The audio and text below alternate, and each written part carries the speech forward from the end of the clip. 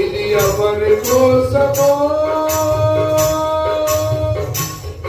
ఈ జగతి కోసమే, ఈ జనుల కోసమే, ఈ జగతి కోసమే, ఈ జనుల కోసమే సిలువలో సాగింది యాత్ర. కరుణామయుని దయగల పాత్ర,